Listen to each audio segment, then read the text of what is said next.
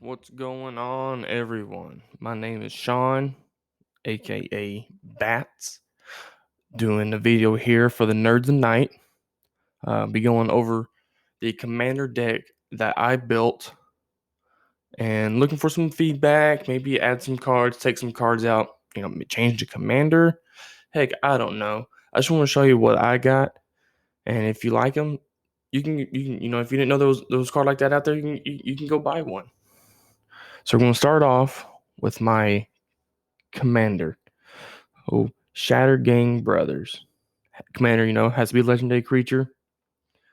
Then each of these tap two, then one mana, and it's pretty great when you're playing against a lot of people, especially one that does a lot of artifacts and enchantments. And you get to sacrifice each. Each person has to sacrifice one, and I thought that was really neat. So that's the reason why I chose this to be my commander. Let's see, next card. Uh, oh yeah, definitely got to have Strangling Suit. Destroy target creature with toughness 3 or less. Then you get to flashback this thing. Yeah, you can't be mad. It's cheap too to start off. Only 2 and 1 mana. That's really nice. Then June Charm. Most of these cards did come from Power Hungry. A lot of the land and the instants, because I like those cards. Those are really good cards. Then the packs and stuff I bought over time. I threw them in there because I liked them. Choose one, exile all cards from target's graveyard, or this card deals 2 damage to each creature, or put 2/1/1 counters on a target creature. You want to exile all their cards from the graveyard, so they can't do any pulling from the graveyard. Is really nice. Rootless U. When it dies, search your library for a creature card with a power or toughness 6 or greater. Reveal it and put in your hand and shuffle your library. This is really nice. I do have a card in here that is 6 or greater, so they'd be really good. Starting off with 5 altogether, then end up pulling a monster card out to help you win a game. Okay, you got just regular land. Then the Butcher has flying. Whenever this card or another creature card I control dies, each opponent sacrifices a creature. So we're starting off here. The first few cards is sacrificing. I feel like this deck does have a little bit of sacrificing. Oh, Heated Debate. This spell can't be countered. Heated Debate deals 4 damage to target creature or planeswalker. I know the buddy that I play with. He has this hella good planeswalker, and this is a great card for that. Drown in Sorrow. If you actually go watch me breaking open the Double Masters VIP box, I pull this card and say this is a really good card, kind of a board wipe. Starting off, so you can take control of the field starting off the game. All creatures get -2 until end of turn, and I get to scry 1, so that's really nice. Weight of the Precinct 6. He gets a +1/+1 for each creature in your opponent's graveyard. So if you would want to uh, wait a few rounds, if this is in your hand, then your 1/1 creature that costs 2 mana turns into a very powerful card. Mass Vandal, is a changeling. When it enters the battlefield, you may exile a creature card from your graveyard. If you do, exile target artifact or enchantment an opponent controls. It's just sometimes the other guys that you play against, they got really good artifacts or enchantments, and you got to take them off the board. Yeah, there's another one for Power Hungry, Deep Fire Element. Destroy target artifact or creature with converted mana cost X. That's nice. Kind of expensive. Takes a little bit to get that one actually played. Then you got Thornweed Wield Archer, has reach and Death Touch. Death Touch is really nice, really OP. I feel like with this creature not even being flying and it has reach, that's really, really good. Deathbringer, Throw Cart. I don't know how to pronounce that. When a creature dies, you may put a +1/+1 counter, remove a +1/+1 counter from it, then deal 1 damage to a target creature or player. So that's kind of nice. Kind of expensive, like the other card. So it'll take a while to get to. So one of my favorite cards, Sword of War and Peace. The enchantment creature gets a 2/2 and has protection from red and white. Whenever the equipped creature deals combat damage to a player, Sword of War and Peace deals damage to that player equal to the number of cards in their hand, and you gain 1 life for each card in your hand. Really good. The swords are all great cards. I have a few of them in here. To me, I feel like it's cheap. It'll take unless you have a lot of mana right up front, it'll take you a turn or two to get it out. Then this one, Ravenous Lidworm. When it enters the battlefield, I gain 4 life, and this is 6/6. Like I was talking about, like that one card, I could pull this card when it dies. Then Stalking Vengeance, power hungry, has haste. When another creature you control dies, it deals damage equal to its power to target player. Yeah, that's nice. Costs 7 though. Kind of expensive trying to start off. You just got some swamp. We got some legendary land. Each land is a swamp in addition to its other lands type. I was trying with this card to get as much mana as possible starting off. So each card will have 2 mana. Just more land. Just more land. Blood Rights. Good old enchantment. Sacrifice a creature. Blood Rights deals 2 damage to target creature or player. Yeah, that's what you say. About half my deck maybe is a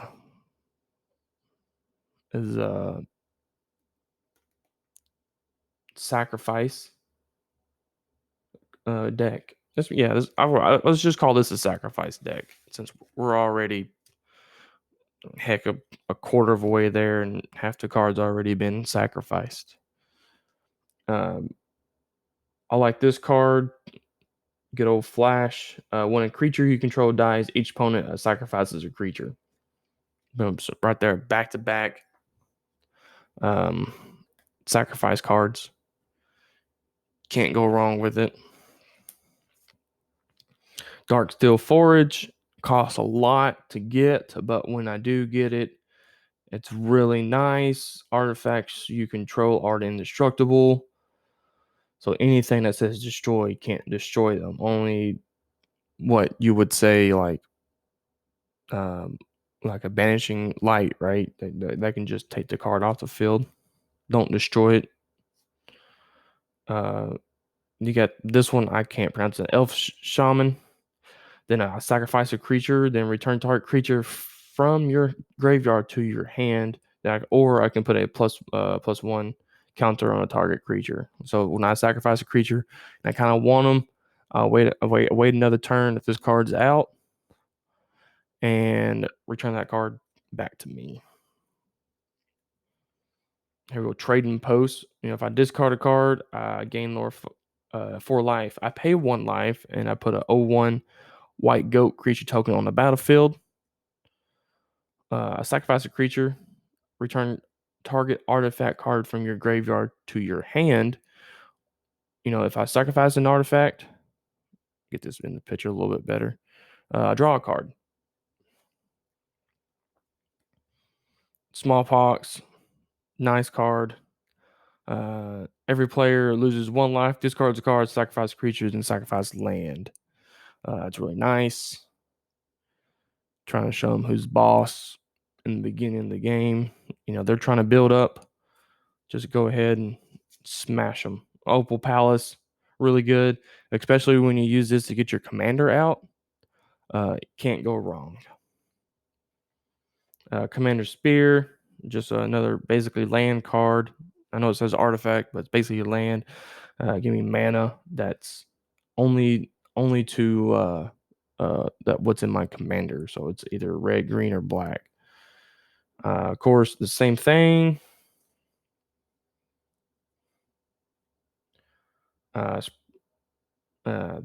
Lizard, I can't pronounce the last name. When it dies, put 3/1/1 green tokens on the battlefield. So that's a nice cheap card. That when it dies, it's just I feel like this is a really good cheap card. It came from Power Hungry. Here's a Unleash Fury, double the power of target creature until end of turn. So you get that 6/6 card out there. Then you're like, hey, let me double him up, hit him with 12/12. Then if they can't block, boom, that's 12 points off their life from 40. Getting close to being halfway. Just more land. Titanic Growth. Creatures get a +4/+4 until end of turn. So if you can play this, give them a +4, then play that double Unleash Fury right there. You're looking at 20 +20 +20. Draugr's Helm.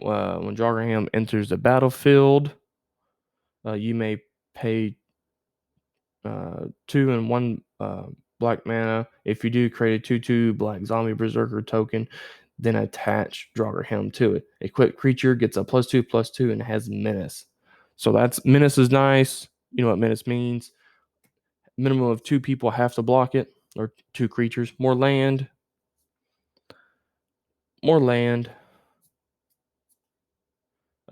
Spine of Isha. I would say that's when it enters the battlefield, destroy target permanent. When it's a card put in the graveyard, return it to the owner's hand. So that's a good power hungry OP card that I can just keep playing over and over and over. And there's not much they can do about it unless they exile it where I can't do it anymore. Infernal Titan. I played this deck, I think it was last night, and this was really nice. I got him out, then immediately destroyed one of my opponent's flying creatures. They're all +1 tokens. Then when I attacked them, I was able to destroy a little bit more stuff. So it's really cool. When it enters the battlefield or attacks, it deals 3 damage. Divide as much as you choose. 1, 2, or 3 target creatures and or players. It also gets a +1/+0 until end of turn if you tap for 1 for red mana. I think it's Exquisite Blood. It's a hella good card. I have this when I play Magic the Gathering Arena. The good infinite loop card. It says whenever your opponent loses life, you gain that much life. Oh, Feed the Serpent. Exile target creature or planeswalker. Raise a Draugr. Choose 1. Return a card, target creature from your graveyard to your hand. Return 2 target creature cards that share a creature type from your graveyard to your hand. I don't know. I haven't paid much attention to the types, so I don't know if I have 2 of the same types. I would say so, but the odds of me having both of them in my graveyard towards the beginning of the game, so it'd be towards the middle end of the game, where this card would come in handy. But I would probably play it before then to get a card I like out. More land. I'm not even going to try to pronounce this one. It says you may cast all non-land cards though as they had flash. I bought this one. So I just want to be able to pop cards off as fast as I can. Plummet, it's kind of simple. Destroy target creature with flying. Some more land. Endless cockroaches. This is really good. Power hungry. Cheap card. Of course, when it dies, it returns to the owner's hand. So endless cockroaches kind of, hence the name. Just an infinite card. Some more land. Shock deals 2 damage to any target. So that's nice. Just to get something out of the way before I attack. Land.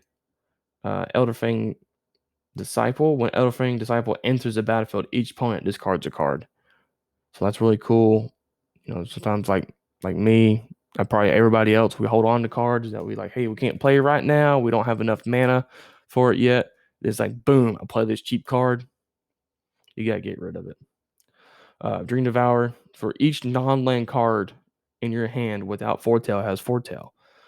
Its Foretell cost is equal to its mana cost reduced by 2. So that's really nice. Whenever foretell a card, this card gets a +2/+0 until end of turn. So you would like to hopefully have this in your starting hand so you can just foretell all the cards that you have and make that one a really powerful card. Like I was saying, that one card where every time that your opponent loses life, you gain life, and this is the other card to make it infinite loop. Whenever you gain life, target opponent loses that much life. So when you have that card out, you get this card, and you can happen, to do damage to that target. Unless somebody has a counter spell that would disrupt it, right? They're done.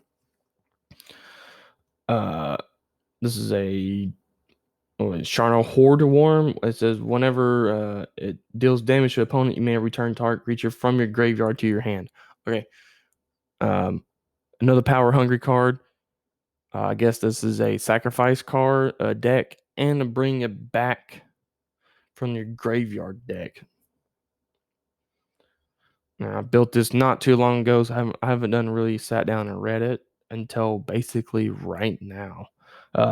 Creature has lifelink. When this creature dies, each player mills 3 cards.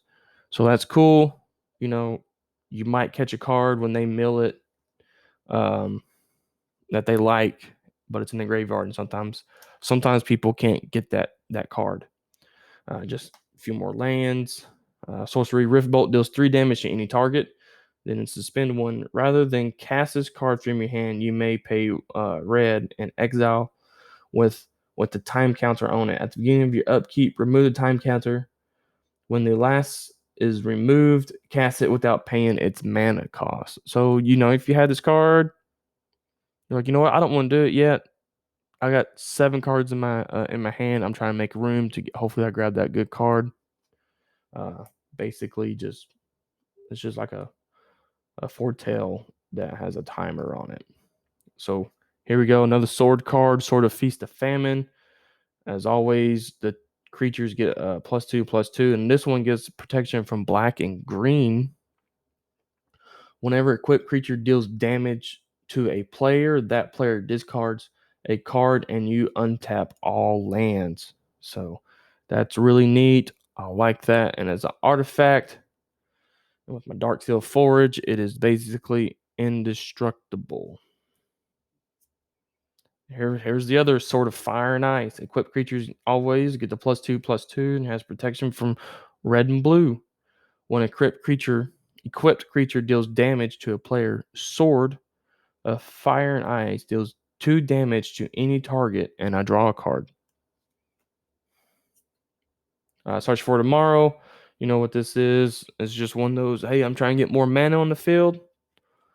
So, yeah, it's a card to get just a few more mana on the field. And you can also suspend it too.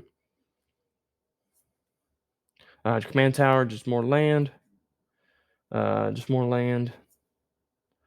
Demon Bolt. Deals 4 damage to target creature or planeswalker. It has foretell on it, so that's cool. Poison the Cup. So funny thing, I was playing against the buddies of mine, and he had a card where um, he was able to pick through his their opponent's graveyard and grab any instant, or I think and maybe sorcery card, and he grabbed this one twice, and it kind of sucked. But yeah, destroys a target creature, and if you foretold it, we're highly recommending foretelling it because a lot of time, if you foretell it, it gets a little bonus. You get to scry too, and it's really good. The artifact when Dwarven Hammer enters the battlefield, you may pay 2. If you do, create a 2/1 red dwarf berserker token, then attach Dwarven Hammer to it. Then the equipped creature gets a +3/+0 and has trample. So you're looking at a +5/1, paying 4 whatever and 1 red. It's kind of good, I feel like. I'm just off of an artifact. Then if you, of course, you have dark forge steel. It is indestructible. Here's some more land. Lizard, another power hungry. Sacrifice a creature. Put a +1/+1 on this card. Vault Robber, exile a creature card from your graveyard, create a treasure token. And of course, treasure tokens are add 1 mana of any color. Just more land, more land, more land, more land, more land. Jeez, a lot more land. Here we go. An instant card. Each player sacrifices 2 creatures. This one does not have a bonus if you foretell it, but I would always foretell it. The card's not stays in your hand, but you still have it, and it does not count towards your total hand count. Farseek, just like the other one. Search for tomorrow. Just get me a land. Try to get the land out real quick. More land. Oh, this one's a legendary land. If I get a generic in the red and I tap it, I put an 0/1 red cobalt creature token on the battlefield. Dwarven Reinforcements create 2/2/1 red Dwarven Berserkers creature tokens. And like I said, always foretell it if you can foretell it. Walker of the Grove. When Walker of the Grove leaves the battlefield, put a 4/4 green element creature token onto the battlefield. Evoked. You may cast a spell for its vote cost. If you do, sacrifice it when it enters the battlefield. So it's a little cheaper from Power Hungry if you want to go ahead and get a 4/4 creature out and not pay the whole mana cost. Evoke it, pay 5 instead of 8 to get it out there. Just an artifact. Non-permanent cards in the graveyard and libraries can't enter the battlefield. So it's kind of weird that I have this because apparently this deck, as you can tell, does a lot with the graveyard. Yeah, I don't know why I have this card in here. So this might be one I might pull out because that kind of screws my deck up. Evolution Charm. Choose 1. Search your library for a basic land. Return target creature from your graveyard to your hand. Target creature gets flying until end of turn. Here we go. A creature, an angel, has flying, lifelink, hexproof from planeswalker. So that's really good. You can boast it. Sacrifice a creature. Each opponent sacrifices a creature or planeswalker. I feel like not a lot of cards out there that has that. Replicating Ring. That's a really good artifact. Recommend everybody having that. Evolving Wilds. That's really good. You play it, search your deck for a card, then you play the land tapped. Now, if you had something that had a landfall trigger, that'd be a perfect situation for it. Graveyard Betrayal. When creatures you don't control dies, return it to the battlefield under your control with additional 1/1 counter on it at the beginning of your next end step. That creature is a black zombie in addition to its other colors and types. So that's really good. I don't know where this card came from. I just, I guess, I probably bought it. It's a pretty old card, 2012. Um, that's really cool. Whenever a creature dies, that's not mine. I get it. Plague Bowler. It's really cool because once I get enough counters on it, I think it has 3 or more counters on it. Sacrifice it. If you do, it destroys all non-land permanents. This is really good for about mid-game when everybody start getting all their stuff together. Then you can just, boom, hit them with this. When Terror Ravager attacks, it gets an X0 until a turn where X equals the number of lands defending players controls. So attack somebody that has more land than you, I would say. So this creature, or attack the person who has the most land, then you get whatever that is. When Doomscar Titan enters the battlefield, creatures you control get +1/+0 and gain haste until end of turn. Of course, it has Foretell. Make sure you foretell it. Bash Taunter's indestructible. Good 1/1 card. When it dealt damage, it deals. When Brash Taunter is dealt damage, it deals that much damage to a target opponent. Yeah. Sweet. So more land. Pull this out, Double Masters, which is the VIP. If you watch it on my YouTube channel, B4TZ, this right here, you'll see it.